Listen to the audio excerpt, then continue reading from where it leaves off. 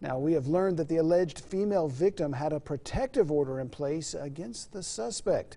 Domestic violence advocates say those orders are extremely hard to obtain. ABC4's Brittany Johnson joining us in studio with more on what that means, including what lawmakers are doing this session to help victims and survivors of domestic violence. Brittany. Well, that's right, Rick and Emily. The Utah Domestic Violence Coalition tells me if the female victim was able to obtain a protective order, that means there had to have been a, quote, very significant history of violence, abuse, and risk. The organization is pushing for lawmakers to pass bills this legislative session that restrict access to firearms for a person who poses a dangerous threat to themselves or others.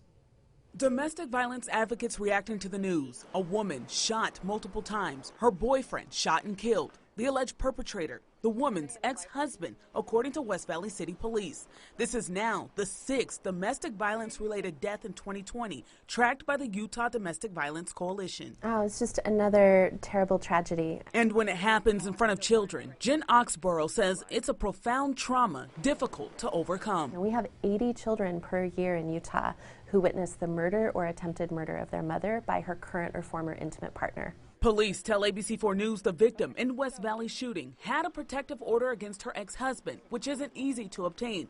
Less than 2% of Utah's domestic violence victims have one at the time of their murder. These are granted in cases where risk is really, really high. From 2017 to 2019, Utah's domestic violence fatality rates dropped. But Oxborough says there's still more work to be done to try and help people before tragedies like the one Friday morning take place. The part that I worry about the most, Brittany, is the access to lethal means, especially firearms, when tempers have flared and risk is high, when there's obsessive controlling behavior.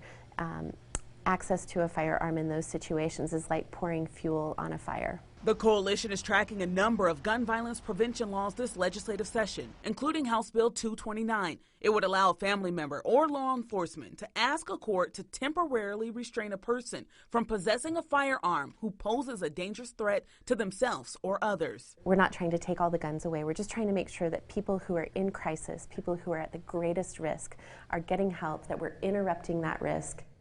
Now, if you feel as if you're spiraling out of control, or if you're a victim and survivor of domestic violence and do need help, call the Utah Domestic Violence Coalition. The number is 1-800-897-LINK. It's free and confidential help available 24/7. Emily, back to you.